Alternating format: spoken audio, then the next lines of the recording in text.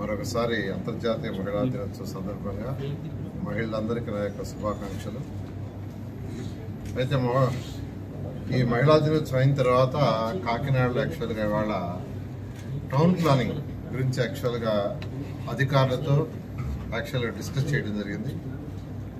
అదేవిధంగా ఇక్కడ రాజమండ్రికి వచ్చి రాజమండ్రిలో కూడా టౌన్ ప్లానింగ్ అంటే building approvals, layout approvals, change of land use, TDR bonds వీటికి సంబంధించిన అధికారులతో, కమిషన్లతో, ప్రజాప్రతినిధులతో యాక్చువల్గా డిస్కస్ చేశాం.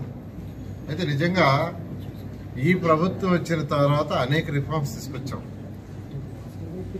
గత ప్రభుత్వంలో చేసిన అవకతవకలన్నీ చూస్తూ ఇతర రాష్ట్రాలు ఎలా చేస్తున్నారో స్టడీ చేసి లేఅవుట్స్లో కావచ్చు, బిల్డింగ్స్లో కావచ్చు అనేక రిఫార్మ్స్ చేసాం. భారతదేశంలో ఎక్కడా చేయని విధంగా ఈరోజు ఈ రాష్ట్రంలో లేఅవుట్లు వేసేవాడికైనా, బిల్డింగ్ కట్టుకునేవాడికైనా చాలా సులభతరం చేశాం. అందులో అన్నిటికంటే ముఖ్యమైందంటే 5 అంతస్తుల వరకు అంటే 15 మీటర్లు కట్టుకునేవాడి వరకు అసలు మన యొక్క మున్సిపాలిటీ పర్మిషన్ అవసరం లేదు. సెల్ఫ్ డిక్లరేషన్ అయితే ఎవరైతే ప్లాన్లు డిజైన్ చేస్తారో ఆ డిజైన్ చేసేవాళ్ళు యాక్చువల్గా ఆన్లైన్లో పెట్టి ఆ ఫీజు కట్టేస్తే ఇట్ ఈస్ డీమ్డ్. బట్ బాధ్యత అతందే. ఇది ఫౌండేషన్ వేసిన దాకా బాధ్యత అతంది, ఫౌండేషన్ వేసిన దాకా, ప్రింట్ వేసిన దాకా బాధ్యత అతంది. తేడా వస్తే ఆ లైసెన్స్ సర్వేయర్ ఎవరైతే ఆన్లైన్లో పెడతారో ఆ లైసెన్స్ సర్వేయర్ ఏమండి మా క్లయింట్ దీన్ని డీవైడ్ చేశాడు ఆన్లైన్లో పెడితే అతని బాధ్యత పోతుంది. అలా పెట్టకుండా ఉంటే అతను లైసెన్స్ క్యాన్సిల్ చేస్తాం. ఒకవేళ అతను డీవియేషన్ చేస్తే ఆన్లైన్లో పెడితే నెక్స్ట్ బాధ్యత మున్సిపల్ కమిషన్ వాళ్ళు టౌన్ ప్లానింగ్ కూడా తీసుకుంటారు. అలా చాలా సులభతరం చేశాం. అంతేకాదు అనేక మార్పులు చేర్పులు చేశాం. దానివల్ల ఈరోజు రాష్ట్రంలో చాలా సులువైంది. ఉదాహరణకి ఈరోజు నేను కాకినాడ చేశాను, ఇప్పుడే యాక్చువల్గా రాజమండ్రి చేశాను. రాజమండ్రిలో టీడీఆర్ బాండ్లు తీసుకుంటే అర్బన్ అథారిటీలో రుణాలు 0, ఏమి పెండింగ్ లేవు, అన్ని క్లియర్ చేశారు. కార్పొరేషన్లు 5 ఉన్నాయి. అంతకుముందు యాక్చువల్గా ఇందులో రెవెన్యూ వాళ్ళు అండ్ అదర్ డిపార్ట్మెంట్ వాళ్ళు కూడా పెట్టినారు. అవన్నీ కూడా తీసేసాం, సులభతరం చేసాం. చేయటం వల్ల ఈరోజు అర్బన్ అథారిటీలో కేవలం 0, కార్పొరేషన్లు 5 ఉన్నాయి. వాటిని కూడా వీలైన తొందరలో క్లియర్ చేయమన్నాను.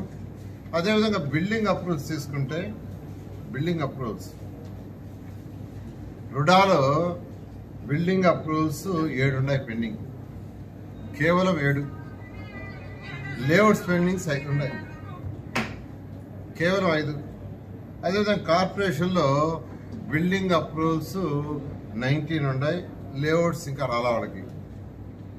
ఈ బిల్డింగ్ అప్రూవల్స్ 19లో కూడా ఒక అప్లికేషన్ 5 రోజులు ఉంది, ఇంకొక అప్లికేషన్ 6 రోజులు ఉంది. మిగతా అన్ని 1 రోజు 2 రోజుల పెండింగ్. అంటే వాళ్ళు అప్లై చేసి 0 డే అంటే ఇవాళ అప్లై చేశారు కొన్ని 19లో, కొన్ని వచ్చి 1 రోజు, కొన్ని వచ్చి 2 రోజులు అంతే. 19లో 17 అప్లికేషన్ లెస్ దెన్ 2 డేసే. ఒక్క అప్లికేషన్ మాత్రం 6 రోజులు, ఒక్క అప్లికేషన్ మాత్రం 5 రోజులు. ఆ విధంగా ఈరోజు రాష్ట్రంలో లేఅవుట్స్ కావచ్చు, బిల్డింగ్ అప్రూవల్స్ కావచ్చు, టీడీఆర్ బాండ్స్ కానీ జరుగుతుంది. అదేవిధంగా చేంజ్ ఆఫ్ ల్యాండ్ యూజ్ కూడా వేగవంతం చేయమన్నాం. వాటిని కూడా డిలే చేయొద్దన్నాం. అవి తీసుకుంటే 7 change of land use pending ఉన్నాయి. అవి ఇప్పుడే కాదు, ఎక్కువగా 2024 ఈ ప్రభుత్వం రాకముందువి, ఇప్పుడే కాదు పాతవి. వాటికి షార్ట్ ఫాల్స్ వేస్తున్నారు. ఇప్పుడే కమిషన్ చెప్పాను, వాళ్ళని పిలిపించండి. ఆ షార్ట్ ఫాల్స్ ఎందుకు ఫిల్ చేయటం లేదు, వాళ్ళ ఇబ్బందులు ఏదో కనుక్కోండి. ఆ ఇబ్బందులో మనం ఏమైనా చేయాలంటే రూల్స్ రెగ్యులేషన్లో మార్పులు కానీ ఏదైనా ఉంటే చేస్తామని చెప్పాను. దాన్ని యాక్చువల్గా ఇమీడియట్గా కమిషనర్ గారు రేపు సోమవారం, మంగళవారం వాళ్ళని పిలిపించి ఆఫీస్లో మిగతా అధికారులతో మాట్లాడి చేస్తారు. ఈ విధంగా ఈరోజు ఈ రాష్ట్రంలో భారతదేశంలో ఏ రాష్ట్రంలో లేని విధంగా లేఅవుట్ రూల్స్ కానీ, బిల్డింగ్స్ అప్రూవల్ కానీ, టీడీఆర్ బాండ్స్ కానీ. ఎందుకంటే టీడీఆర్ బాండ్స్లో జరిగిన అవకతవకలు మీకు తెలుసు. 2014-19లో జరిగిన అవకతవకలు అంతా ఇంత కాదు, దాదాపు 1000 కోట్ల పైన ఫ్రాడ్ జరిగింది. దాదాపు 1000 కోట్ల పైన, ఒకటి అంతా ఇంత కాదు. అయితే దాని మీద ఎంక్వైరీ చేసి స్టడీ చేయడానికి దాదాపు ఒక 3-4 నెలలు పెట్టింది.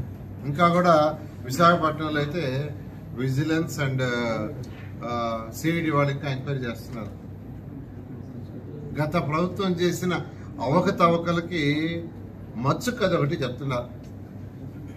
నిజంగా 2014-19లో అలాంటి అవకతవక చేస్తారని కూడా తెలియదు నాకు. అలాంటిది ఉంటుంది నిజంగా నాకు తెలీదు. ఇప్పుడు ప్రభుత్వానికి ల్యాండ్ ఒక దగ్గర ఇచ్చారు, రోడ్డు ఎక్స్పాన్షన్ దేనికో దానికి వస్తే ల్యాండ్ ఎక్కడో ఇచ్చారు. అది అక్కడ స్క్వేర్ యార్డ్ ఏ 5,000 ఉంది. కానీ అప్లై చేసేటప్పుడు టౌన్ సెంటర్లో ఎక్కడో ఉండే స్క్వేర్ యార్డ్ 50,000 లక్ష ఉండే అడ్రస్ ఇచ్చేశారు.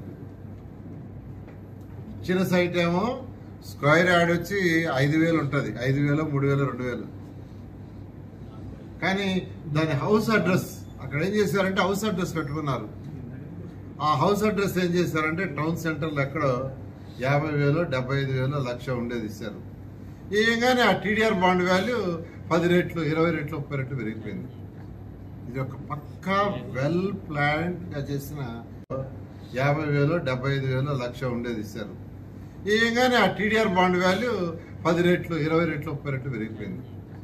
ఇది ఒక పక్కా వెల్ ప్లాన్డ్ గా చేసిన స్కామ్. దీని మీద విజిలెన్స్ అండ్ సిఐడి వాళ్ళు ఎంక్వైరీ చేస్తున్నారు. త్వరలో చేస్తాం. అసెంబ్లీలో కూడా నిన్న సభ్యులు అడిగారు, దానికి కూడా ఆన్సర్ చెప్పాం. వీలైనంత తొందరలో దీనికి కూడా చేస్తామని. అదేవిధంగా గోదావరి పుష్కరాలు వస్తున్నాయి. మనకు 2 సంవత్సరాల 5 నెలలు సుమారుగా ఉంది. ముఖ్యమంత్రి గారు కూడా దీని మీద ప్లాన్ చేయమన్నారు. నెక్స్ట్ టైం యాక్చువల్ ఇప్పుడు అసెంబ్లీ జరుగుతుంది కాబట్టి అందరూ సభ్యులు ఇక్కడ అవైలబుల్ ఉంటుంది కాబట్టి అసెంబ్లీ అయిన తర్వాత వచ్చి అటు ఎమ్మెల్యేలతో, దానికి సంబంధించిన ఎమ్మెల్యేలు అందరితో, అదేవిధంగా ఇరిగేషన్ డిపార్ట్మెంట్ కావచ్చు, అదేవిధంగా పంచాయతీరాజ్ కావచ్చు, ఫైర్ కావచ్చు, టూరిజం కావచ్చు, ఇతర డిపార్ట్మెంట్ అందరితో కూడా డిస్కస్ చేసి వాళ్ళందరి దగ్గర ఎస్టిమేషన్ తీసుకొని ముఖ్యమంత్రి గారికి సబ్మిట్ చేసి ముఖ్యమంత్రి గారి యొక్క అప్రూవల్ తీసుకుని యాక్చువల్గా దాన్ని ముందుకు పోవడం జరుగుతుంది. ఆ విధంగా ఈరోజు ఈ రాష్ట్రంలో 1 by 1 చేసుకుంటూ వస్తున్న ఖజానా ఖాళీ, డబ్బులు ఖజానాలో లేవు. ప్రజలు కట్టిన ట్యాక్స్లు ఏదైతే ఉన్నాయో, అంటే ప్రజలు మీరు కట్టిన మున్సిపల్ ట్యాక్స్ కావచ్చు, వాటర్ ట్యాక్స్ కావచ్చు, బిల్డింగ్ అప్రూవల్ కట్టిన అమౌంట్ కావచ్చు, లేఅవుట్స్ కట్టింది కావచ్చు, అదేవిధంగా వేకెంట్ ట్యాక్స్ కట్టింది కావచ్చు, ఇవన్నీ గత ప్రభుత్వం సిఎఫ్ఎంఎస్ వేసుకోవటం వాటిని డైవర్ట్ చేసేసింది. ఆఖరాకి కొన్ని మున్సిపాలిటీస్లో వాళ్ళకి ఆఖరాకి బ్లీచింగ్ పౌడర్ డబ్బులు లేవు, డీజిల్ డబ్బులు లేవు. ఆ చెత్త పన్నుని పెట్టి కొన్ని బండ్లు పెట్టారు, వాళ్ళకి డబ్బులు ఇలా, వాళ్ళకి బాకీలు పేరుకోపోయినాయి. ఈ విధంగా టోటల్ సిస్టమ్ని అస్తవ్యస్తం చేసేశారు. అయితే ముఖ్యమంత్రి గారితో చెప్పాం, మున్సిపాలిటీలు కేంద్ర చట్టం ప్రకారం, పార్లమెంట్లో చేసిన చట్ట ప్రకారం కానీ, రాష్ట్ర చట్ట ప్రకారం కానీ ప్రతి మున్సిపాలిటీ వాళ్ళ అవసరాలకు తగ్గట్టుగా ట్యాక్స్లు వేసుకోవచ్చు. వాళ్ళ అవసరాలకు తగ్గట్టుగా వాళ్ళు కౌన్సిల్లో రిజర్వేషన్స్ పెట్టుకొని పనులు చేసుకోవాలి. వాళ్ళకు వచ్చిన ట్యాక్సులతో వాళ్ళ స్వపరిపాలన అంటారు. లోకల్ బాడీస్ అంటే స్వపరిపాలన. అక్కడ మున్సిపల్ కౌన్సిల్ ఉంటుంది, చైర్పర్సన్ ఉంటారు, లేదా మేయర్ ఉంటారు. వాళ్ళు చేయాల్సింది ఏంటంటే వాళ్ళ యొక్క పరిధిలో కావాల్సిన అవసరాలు, వాటరా, రోడ్డా, లైట్సా, డ్రైన్సా, లేదా కమ్యూనిటీ హాలా, వాళ్ళ అవసరాలకు తగ్గట్టుగా వాళ్ళు ట్యాక్స్ వేసుకొని దాన్ని మళ్ళీ ఖర్చు పెట్టుకునే యొక్క హక్కు కూడా వాళ్ళకే ఉండేది. కానీ దాన్ని గత ప్రభుత్వం జగన్మోహన్ రెడ్డి నిర్ణయం చేసి మొత్తం సిఎఫ్ఎం వేసి మొత్తం డైవర్ట్ చేశాడు. ఇవ్వాల్సిన వాళ్ళకి ఇవ్వాలా. అయితే ఈ ముఖ్యమంత్రి ఈరోజు గౌరవనీయ ముఖ్యమంత్రి నారా చంద్రబాబు నాయుడుకి దీన్ని వివరించాం. ఇలా ఉంది సార్ పరిస్థితి అంటే ఆయన వెంటనే ఫైనాన్స్ డిపార్ట్మెంట్కి క్లియరెన్స్ ఇచ్చారు. మున్సిపల్ శాఖలో మున్సిపాలిటీలో వాళ్ళకి వచ్చే అన్ని ట్యాక్సులు వాళ్ళకే వదిలేయండి, ఏ మున్సిపాలిటీకి ఆ మున్సిపాలిటీ, వాళ్ళ గ్రీన్ ఛానల్ చేయండి ఆదేశించారు. దాని మీద మొన్న అసెంబ్లీలో బడ్జెట్లో పెట్టేటప్పుడు కూడా ఫైనాన్స్ మినిస్టర్ గారు చాలా క్లియర్గా రేపు April 1 నుంచి మున్సిపాలిటీలో వచ్చే ట్యాక్సులన్నీ వాళ్ళకే ఉంటాయని అనౌన్స్ చేయడం జరిగింది. దీనికి ముఖ్యమంత్రి గారికి అన్ని మున్సిపాలిటీస్ తరఫున ప్రజల తరఫున ప్రత్యేకమైన ధన్యవాదాలు తెలియజేస్తున్నాను.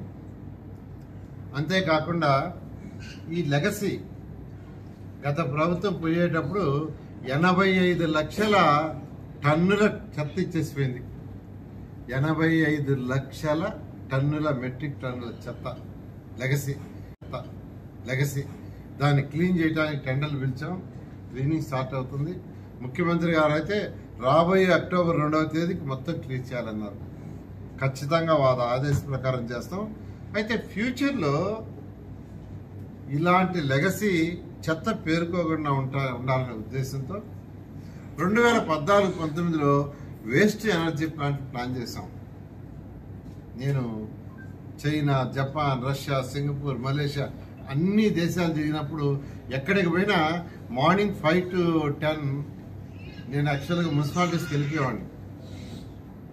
అధికారులతో మాట్లాడుకొని వాళ్ళ దగ్గర ఎలా సిస్టమ్ ఉందని అక్కడ చూశాను. వాళ్ళు ఎన్ని వేస్ట్ ఎనర్జీ ప్లాంట్స్ సింగపూర్లో 4 ఉన్నాయి. మన విశాఖపట్నం అంతా సింగపూర్. టోక్యోలో 50 డివిజన్లలో 50 ఉన్నాయి. 50 డివిజన్లు 50. ఈరోజు చైనాలో 1150 ఉన్నాయి. ఆ రోజే 2014-19లోనే మన ముఖ్యమంత్రి గారు 10 శాంక్షన్ చేశాడు ఆంధ్రప్రదేశ్కి.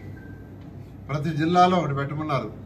చిన్న జిల్లాలో అయినటువంటి శ్రీకాకుళం, విజయనగరంలో ఒకటి, అట్లా 10 శాంక్షన్ చేశాం. 10 శాంక్షన్ చేశాం అప్పుడు.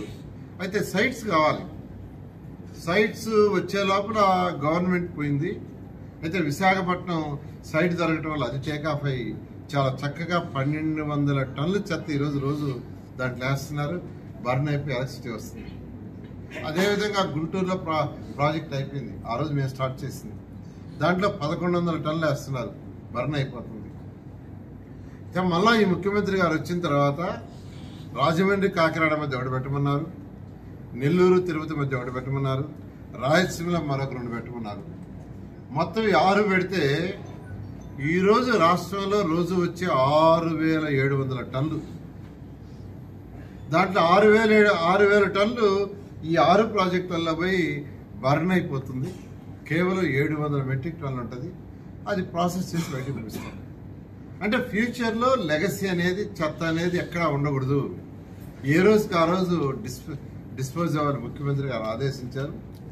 ఆ నేపథ్యంలో ముందుకు పోతుంది. నెల్లూరుదైతే సైట్ దొరికింది. టెండర్ కూడా పిలిచేసాం. కాకినాడ, రాజమండ్రి మధ్య కూడా కలెక్టర్ గారు యాక్చువల్గా 2 కలెక్టర్లు మాట్లాడుకొని సైట్ ఇచ్చారు. ఇవాళ నేను యాక్చువల్గా విజిట్ చేశాను. అది బిట్వీన్ రాజమండ్రి అండ్ కాకినాడ. ఆ సైట్కి కూడా ఈ నెలాఖరు లోపల టెండర్లు పిలిచి ఆ ప్రాజెక్టు కూడా 1.5 year. ఆ ప్రాజెక్టు 1.5 year పడుతుంది పూర్తి కావటానికి. ఎందుకంటే ఒక్కొక్క ప్రాజెక్టు 350 నుంచి 450 కోట్లు ఖర్చు పెట్టాలన్నాడు. అది కూడా చేస్తామని తెలియజేస్తూ ఖచ్చితంగా ఈ మున్సిపల్ శాఖ 1వ తేదీ నుంచి ముఖ్యమంత్రి గారు ఇచ్చిన వెసులుబాటు ఏదైతే ఉందో దాంతో ప్రజలకు మంచి సేవలు ఇస్తామని మరొకసారి రాష్ట్ర ప్రజలందరూ తెలియజేస్తాం.